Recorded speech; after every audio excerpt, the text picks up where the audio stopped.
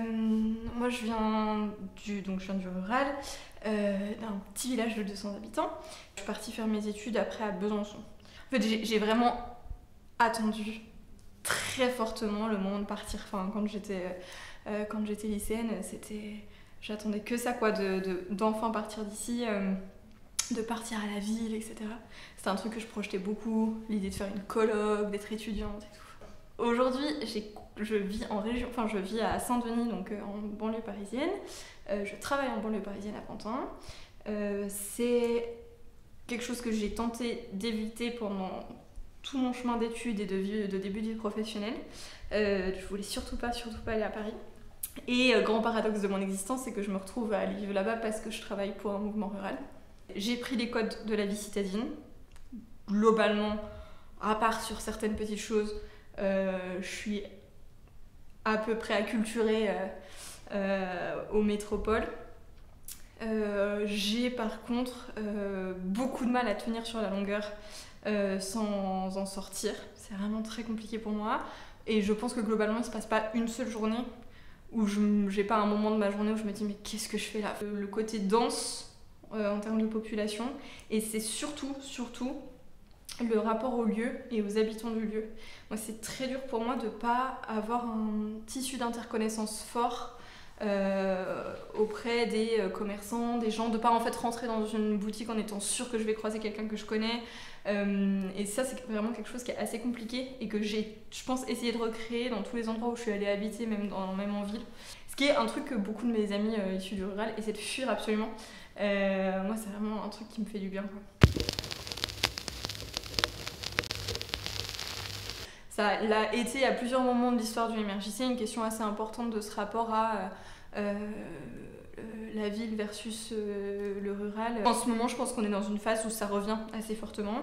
Je pense que c'est dû à un aspect d'histoire récente où avec le Covid, c'est quelque chose qui est revenu beaucoup parce qu'il y a eu une grosse vague de retour en rural. Et donc ouais, en ce moment, on se pose beaucoup de questions là-dessus, mais surtout, en fait, on se pose des questions parce qu'on a fait nos orientations au MRJC, qui sont votées tous les 7 ans, et qu'on est un petit peu passé à côté. Il y a eu une tentative, mais je pense qu'on n'était pas encore assez mûrs pour ça, dans la réflexion en tout cas, de dire quid des néo-ruraux et surtout du rôle du MRJC là-dedans. Là, c'est un peu revenu, donc on essaie de travailler un peu plus finement, de dire en fait, il y a clairement une volonté qui se dessine du MRJC de dire on a envie d'être une espèce de plaque tournante pour les personnes qui arrivent en rural avec des projets alternatifs.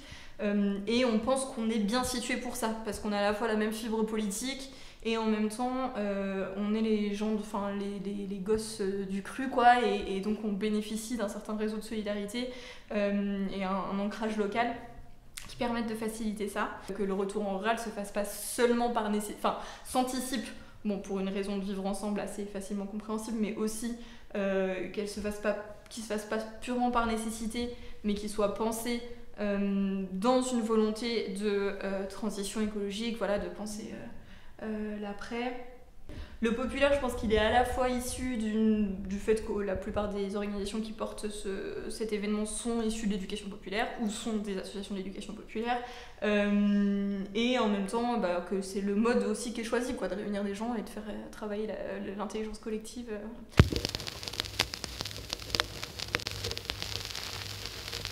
Je suis au clair depuis plusieurs années sur le fait que je veux revenir dans le Jura. En même temps, j'adore m'installer dans d'autres territoires et jouer un peu les choses, mais en tout cas mon projet à long terme c'est vraiment le Jura, et je pense que là ça y est, j'arrive vers le moment où j'ai envie que ça se concrétise. Moi, le projet que j'aimerais porter, c'est qu'il existe dans différents territoires, notamment dans le Tarn, des associations qui portent la question de la médiation dans la transmission d'exploitation agricole, que ce soit au sein des familles, donc dans un truc générationnel, ou quand les repreneurs sont pas issus du milieu agricole, ou même au sein d'un GAEC familial, pas forcément dans la transmission, mais simplement dans son fonctionnement. Bref, qu'il y a des choses qui se jouent de l'ordre de l'intime, qui sont très fortes, qui sont souvent difficilement dissibles, et qui génèrent des tensions. Enfin, voilà. Et donc ouais, j'aimerais bien un peu penser à une asso de cet ordre-là comme projet de territoire. Voilà, mais c'est à l'état embryonnaire pour le moment.